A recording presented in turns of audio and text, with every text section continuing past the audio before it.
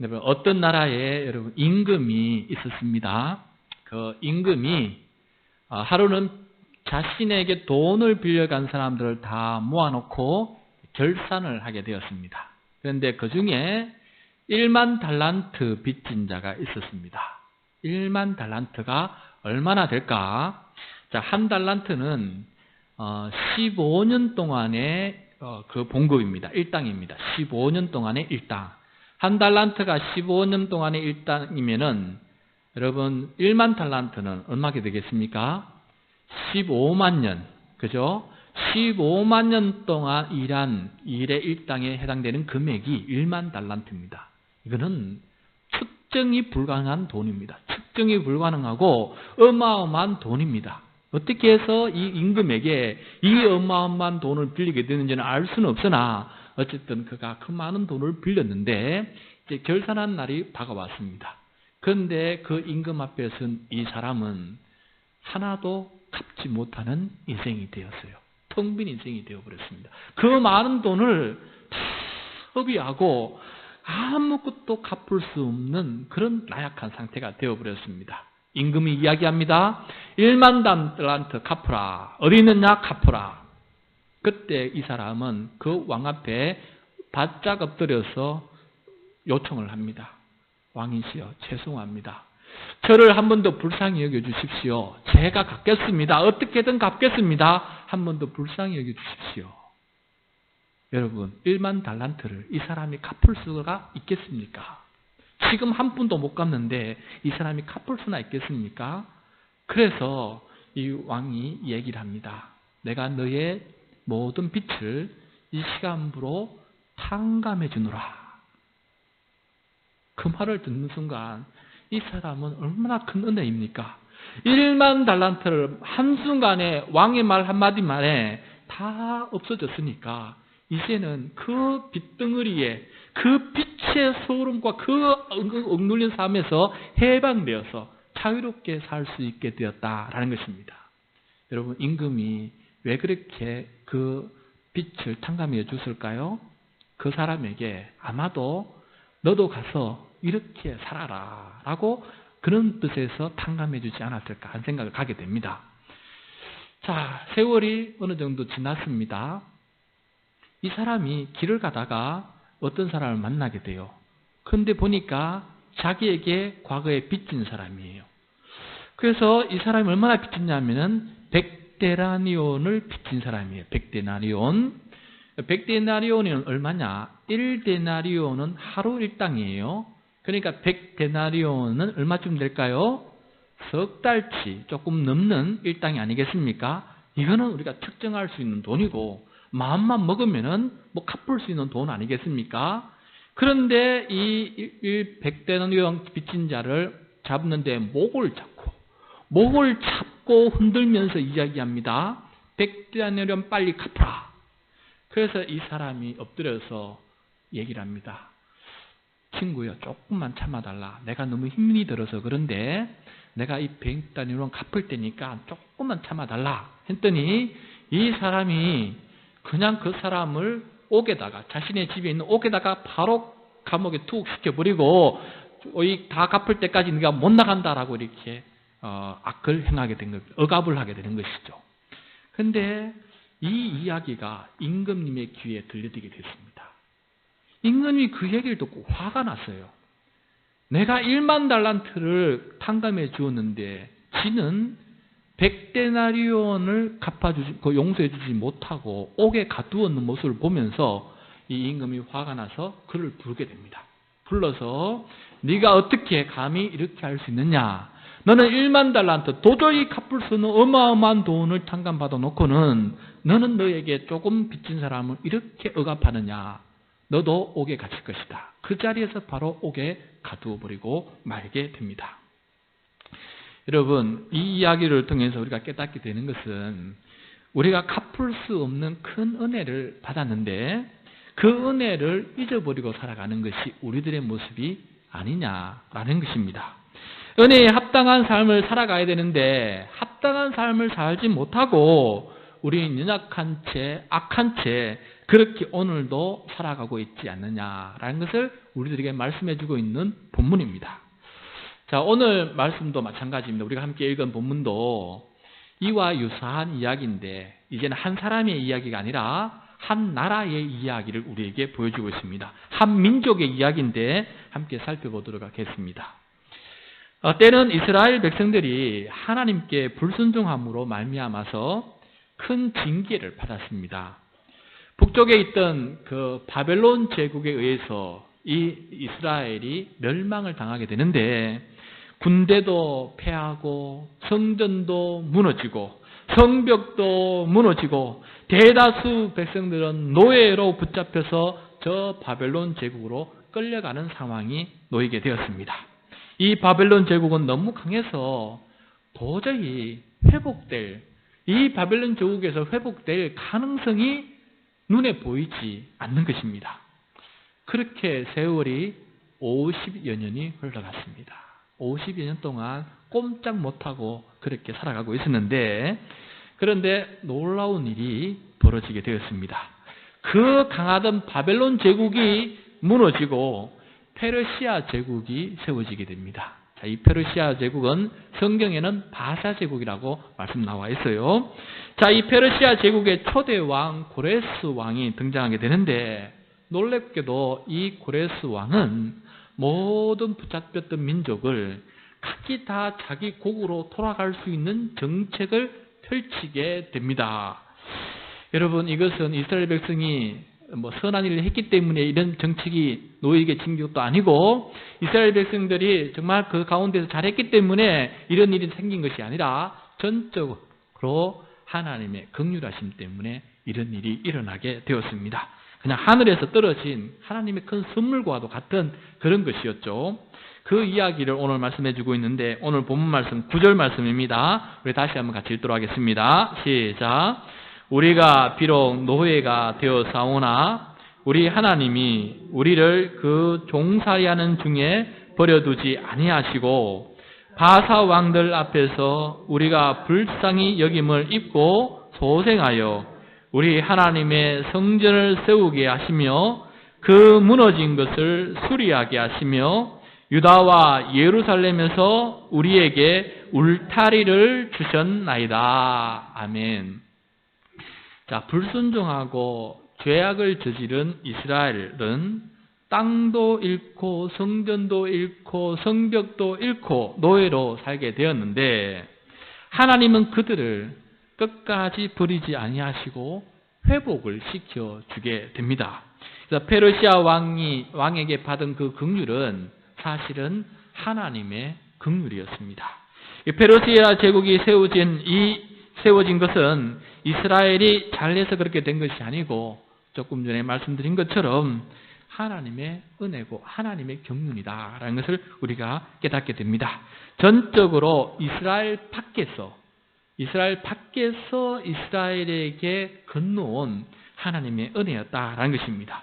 그래서 그들은 자기 나라로 돌아와서 성전을 다시 세우고 무너진 성벽을 다시 보수하고 살 거처를 다시금 얻게 되었습니다. 여러분, 설교를 준비하면서 이스라엘 백성과 같이 나는 그런 어떤 은혜를 그렇게 받았을까 하는 것을 한번 생각해 보는데 가장 먼저 머리에 떠오른 것이 무엇이냐면은 이것이었습니다. 제가 준비된 교회에 이제 담임 목사가 되었는데 가만히 생각해 보니까 저는 준비된 교회를 위해서 한 것은 아무것도 없었습니다. 이 교회를 알지도 못했고 이 교회를 위해서 기도한 적도 없고 이 교회를 위해서 내가 뭔가 헌신한 적도 없고 이 교회를 위해서 내가 뭔가 다짐한 것도 없었어요. 그런데 어느 순간에 하나님께서 이 준비된 교회로 담임 목사를 보내주셨습니다. 그러니까 제가 이 준비된 교회의 담임 목사가 된 것은 나의 공로는 하나도 없고 내가 이 교회에서 한 것은 아무도 없는 상태에서 전적으로 하나님께서 나에게 베풀어 주신 은혜였다라는 것을 깨닫게 되었습니다. 그래서 어느 순간부터 새벽 기도에 마치고 말씀을 마치고 자리에 앉아서 드리는 저의 첫 기도가 무엇이었냐면 자꾸 이렇게 바뀌는 것을 깨닫게 되었습니다. 하나님, 오늘도 숨 쉴 수 있는 생명을 주셔서 감사합니다. 하나님 오늘도 저 강단에 서서 영원하신 하나님의 말씀을 이 연약하고 죄악 많은 제가 담대히 선포할 수 있도록 기회를 주시고 사용해 주시니 감사합니다. 이게 얼마나 큰 은혜입니까? 그런 기도를 가장 먼저 드리게 된 것을 제가 보게 됩니다. 이처럼 여러분 우리들의 삶에 모든 주어진 것이 정말이지 내가 뭔가 했기 때문에 주어진 것인지 아니면 하나님의 전적인 은혜인지 한번 곰곰이 한번 생각해 볼 수 있기를 바랍니다. 우리가 이런 생각을 가지는 것이 참된 믿음이 아닐까 생각해 보았어요. 어느 것 하나 그저 받은 것이 없고 전부 하나님께서 주신 것이라는 믿음을 가지는 것, 이것이 참된 믿음이다 라는 것을 한번 생각해 보십시오. 자격에 의해서 얻은 것은 없고 전부 하나님께서 무조건적으로 무자격한 나에게 하나님께서 다 주셨다라는 믿음을 한번 가져보십시오. 그러면 하나님의 은혜가 얼마나 큰지를 다시 한번 우리가 깨달을 수 있지 않겠습니까? 지금 내게 있는 것 중에는 당연하고 마땅한 것은 하나도 없고 당연하고 마땅한 것은 하나도 없고 전부 하나님께서 거저 주시는 선물이다라고 한번 생각해 보십시오. 그러면은 모든 것들이 다 하나님의 은혜라는 것을 우리가 깨닫게 될 것입니다. 여러분 이것이 참다운 믿음이 아닐까 한번 생각해 보게 됩니다. 이스라엘 백성이 오늘 이야기를 통해서 우리가 깨닫는 것은 어느 것 하나 그저 주어진 것이 아니고 내가 뭔가를 했기 때문에 주어진 것도 아니고 하나님께서 전적으로 은혜를 베풀어 주신 것이라면은 여러분 감사 안 하고 어떻게 살 수 있겠습니까? 숨 쉬는 건 하나, 지금 이 자리에 걸어서 나와서 예배 드릴 수 있는 것 하나조차도 하나님의 사랑 아니고는 불가능하다라는 것을 깨닫게 된다면은 이 예배가 감사의 예배가 되지 않겠습니까? 그런 은혜를 가지고 매 순간순간마다 하나님께 감사하며 살아가는 우리 모두가 될 수 있기를 축복합니다. 없는 것이 많다고요? 하나님께서 가져간 것이 너무 많아서 서운하다고요? 여러분, 그래서 나는 더 가지고 싶어서 다른 사람에 비해서 나는 평균 이하다 생각해서 난 더 가지려고 안다라고 혹시 살아가고 있지 않습니까? 다시 한번 시선을 뒤로 돌아보면서 하나님께서 주신 것이 너무 많아서 너무너무 감사해서 이 주신 것조차도 나누면서 그렇게 행복하게 살겠습니다라고 마음을 고쳐 먹는다면은 우리들의 삶이 하나님 앞에 얼마나 값진 인생이 되겠습니까? 그러므로 더욱더 감사하며 살아가는 우리 모두가 될 수 있기를 축복합니다. 자, 이렇게 큰 은혜를 받고 고국으로 귀환한 이스라엘 백성은 어떻게 살아가는 것이 은혜에 합당한 삶이었겠습니까? 하나님께서는 받은 은혜를 영원토록, 하나님께 받은 은혜를 영원토록 누리는 방법은 무엇이겠습니까? 하나님께서 방법을 가르쳐 주셨습니다. 어떻게 살라라고 우리에게 똑똑히 약속해 주신 것이 있습니다. 그 말씀을 에스라 선지자가 우리에게 말씀해 주고 있는데 우리 11절과 12절 말씀 우리 같이 읽도록 하겠습니다. 11절 12절 시작. 전에 주께서 주의 종 선지자들에게 명령하여 이르시되 너희가 가서 얻으려 하는 땅은 더러운 땅이니 이는 이방 백성들이 더럽고 가증한 일을 행하여 이 끝에서 저 끝까지 그 더러움으로 채웠습니다. 그런즉 너희 여자들을 그들의 아들들에게 주지 말고 그들의 딸들을 너희 아들들을 위하여 데려오지 말며 그들을 위하여 평화와 행복을 영원히 구하지 말라. 그리하면 너희가 왕성하여 그 땅의 아름다운 것을 먹으며 그 땅을 자손에게 물려주어 영원한 유산으로 물려주게 되리라 하셨나이다. 아멘. 자, 11절 말씀을 보시면 이스라엘 땅에 있었던 이방 백성들이 행한 더럽고 가증한 일이 있었는데 그 더럽고 가증한 일이 무엇이었을까요?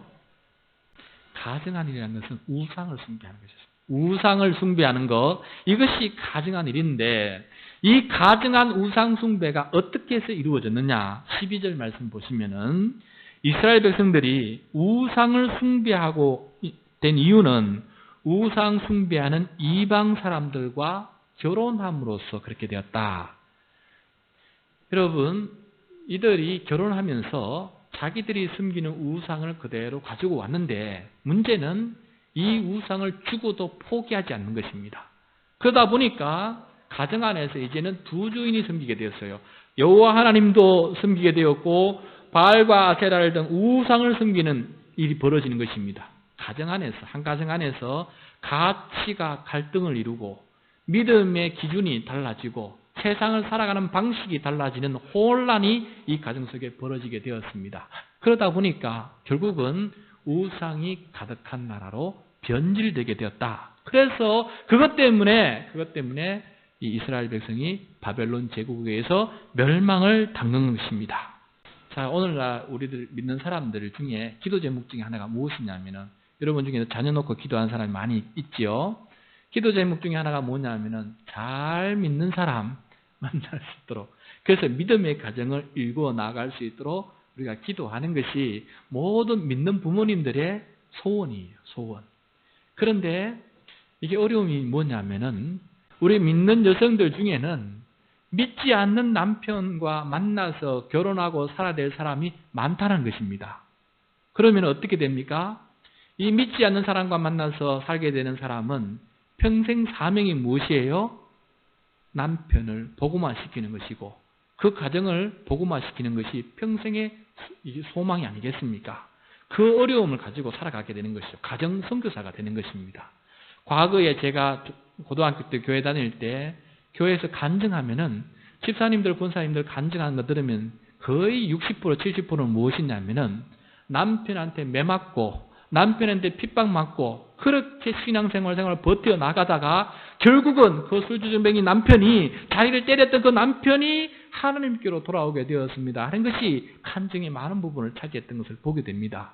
그것처럼 오늘날 믿지 않는 사람과 가정을 이루어 살아간다는 것이 얼마나 힘이 드는지 우리가 깨닫게 됩니다. 그래서 한 사람을 주님께로 복음화시키는 것이 얼마나 힘든지요. 오늘 내용도 그런 것입니다. 그래서 이 이스라엘 백성들이 가면은 이방 사람들과 결혼하지 말고 너희들끼리 결혼해서 믿음의 가정을 일구어 나가라고 이렇게 했는데 결국은 이방 사람들에게 자신의 딸을 주고 또 이방 사람들에게 그 딸을 같이 데리고 와서 며느리로 삼고 이러다 보니까 문제가 발생하게 되었다라는 것을 오늘 말씀해 주고 있습니다. 그렇지만 너희가 다시 귀환을 해서 살아갈 때 이전에 그렇게 해서 멸망을 했는데 다시금 그 땅에 돌아가면은 그 땅의 상황은 변한 것이 없다. 여전히 이방 민족이 그 땅을 점령하고 있고 그 땅에서 우상을 숭배하고 있는데 너희들이 돌아가면은 똑같은 일을 하지 말고 이번에는 너희들이 정말 믿음을 굳게 지켜서 하나님만 섬기는 그런 민족이 되어달라. 그렇게 되면은 하나님께서 너희들에게 영원한 유산으로 자손들에게 그 땅을 선물로 줄 것이다 라고 약속하고 있는 것을 보게 됩니다. 다시 고국으로 돌아와 살게 된 이 이스라엘 백성들은 두 번째 돌아온 이 기회를 잘 살렸을까요? 처음에는 하나님께 가장 먼저 예배를 드리고 성전도 건축하고 거룩한 공동체로 살았습니다. 그 감격에 의해서 하나님 앞에 열심으로 살았습니다. 그런데 10년이 지나고 20년이 지나고 30년이 지나고 40년이 지나고 50년이 지난 시점이었습니다. 어떤 일이 벌어지고 있었을까? 기가 막힌 일이 벌어지고 있었습니다. 오늘 본문 살짝 앞쪽에 가겠습니다. 9장 1절부터 3절입니다. 9장 1절에서 3절까지 말씀 우리 다 같이 읽겠습니다. 시작. 2일 후에 방백들이 내게 나와 이르되 이스라엘 백성과 제사장들과 레위 사람들이 이 땅 백성들에게서 떠나지 아니하고 가나안 사람들과 헷 사람들과 브리스 사람들과 여부스 사람들과 암몬 사람들과 모압 사람들과 애굽 사람들과 아모리 사람들의 가증한 일을 행하여 그들의 딸을 맞이하여 아내와 며느리로 삼아 거룩한 자손이 그 지방 사람들과 서로 섞이게 하는데 방백들과 고관들이 이 죄에 더욱 으뜸이 되었다 하는지라. 내가 이 일을 듣고 속옷과 겉옷을 찢고 머리털과 수염을 뜯으며 기가 막혀 앉으니. 에스라는 귀환한 백성들이 어떻게 살고 있을까? 그리고 2차로 귀환을 원하는 사람 데리고 인솔에서 귀국해 왔습니다. 와서 보니까 이 공동체의 모습에 기가 막힌 일이 벌어지고 있었습니다. 보통 기가 막힐 때는 겉옷을 찢고 수염을 뜯는 것이 관례인데 이번 에스라는 그 기가 얼마나 막혔는지 겉옷과 속옷까지도 찢고 수염과 머리털까지 뜯으면서 망연자실하고 앉아있는 것을 보게 됩니다. 에스라가 왜 이렇게 기가 막혀 앉아있는 것일까요? 귀환한 이스라엘 백성들이 이방 민족들의 딸을 취하여 아내와 며느리로 삼았고 그 때문에 가증한 일이 무엇입니까? 우상 숭배하는 일로 이 땅이 가득 찼는데 그것도 백성의 지도자들인 방백과 고관들이 이 일에 앞장을 서서 어뜸이 되었다라고 말을 하니까 이 상황을 바라보니까 에스라가 기가 막혀서 망연자실하고 있습니다. 이스라엘이 성전이 없어 망한 것이 아니라 그들의 죄 때문에, 다시 말해서 우상 숭배 죄 때문에 망했지만 귀환한 백성들은 이 옛 역사를 교훈으로 삼지 못하고 조상들의 죄의 길을 답습하고 있다는 것입니다. 죄값을 치른 지 얼마 됐다고 다시 다른 죄를 짓는지 에스라는 도무지 이해하지를 못하고 있습니다. 여러분 지난주에 말씀이 기억나십니까? 우리가 역사를 제대로 모르면은 나쁜 역사는 반복하게 되고 아는 것으로만 그치는 것이 아니라 늘 깨어있지 않으면은 그 역사의 반복에 우리는 동참할 수밖에 없다라는 것입니다.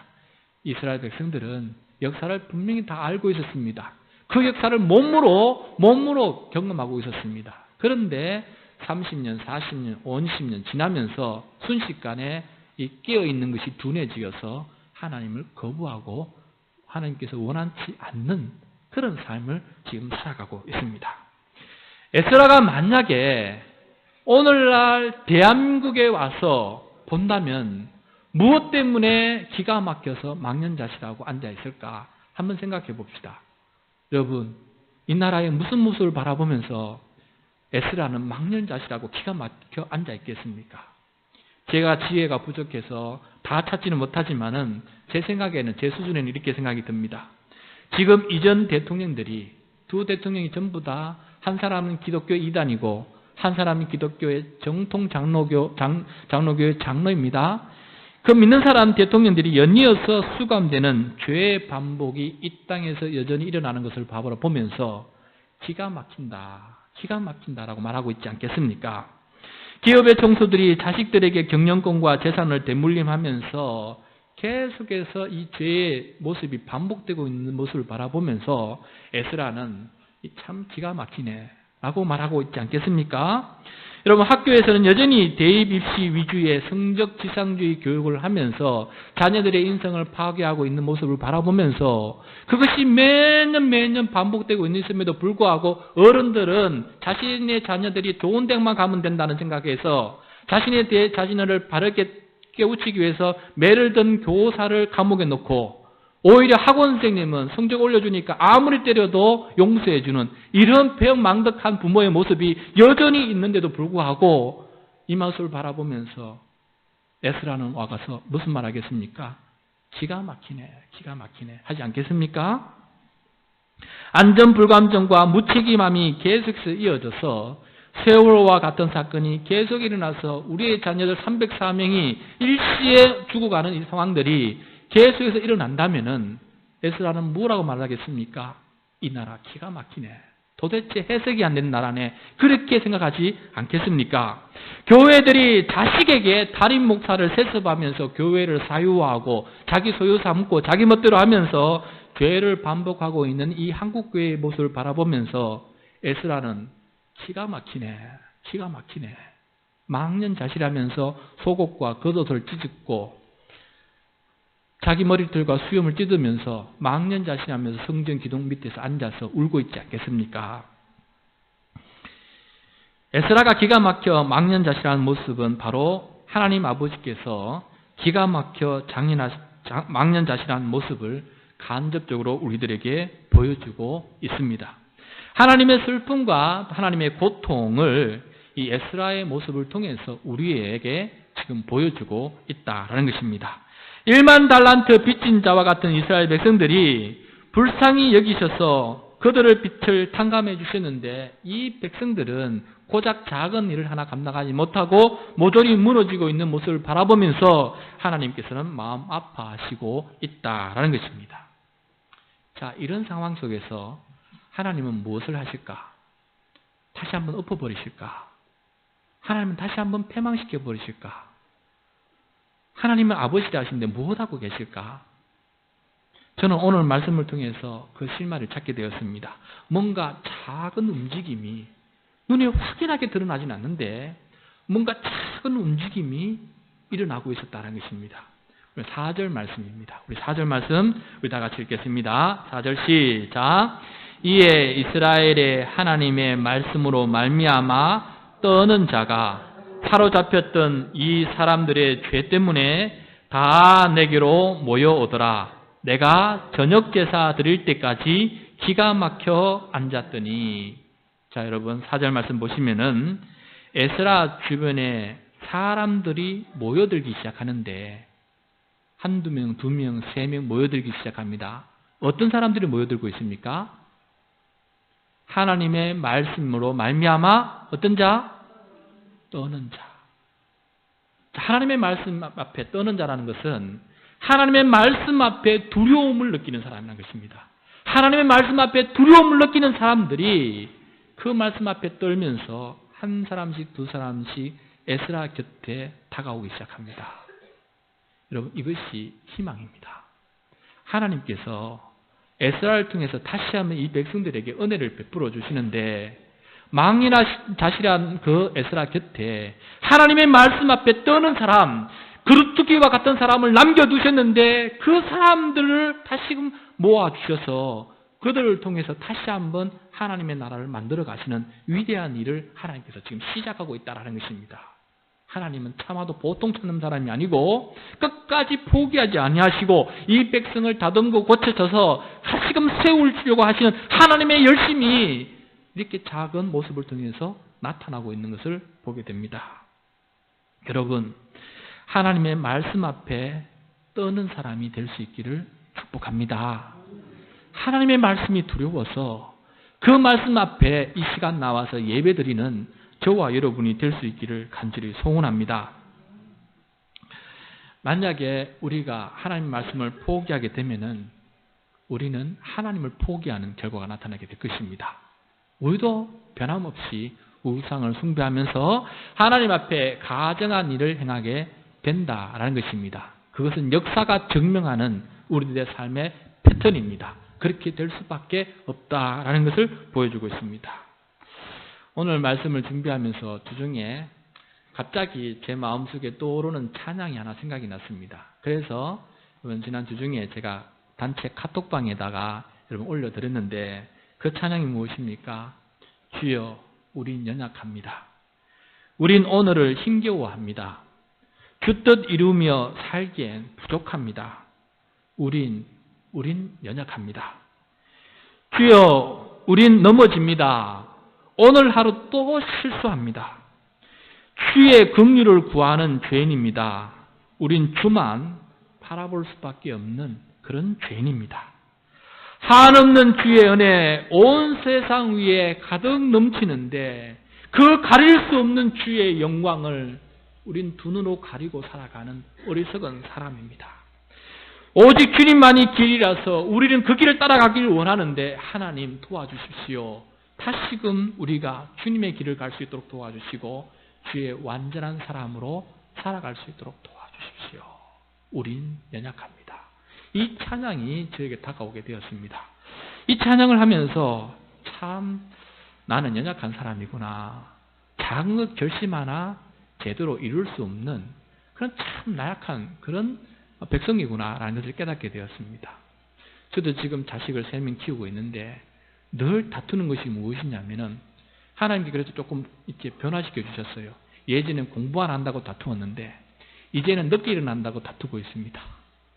그런데 자식들에게 정말 좀 좋은 말로, 말씀으로, 믿음으로 좀 키워나가고 싶은 걸. 그걸 수도 없이 결심하고 다짐하는데 또 순간적으로 화가 나면은 이전 버릇대로 또 아이들에게 혼내고 손을 들게 되고 그런 삶이 계속해서 반복되는 것을 보게 됩니다.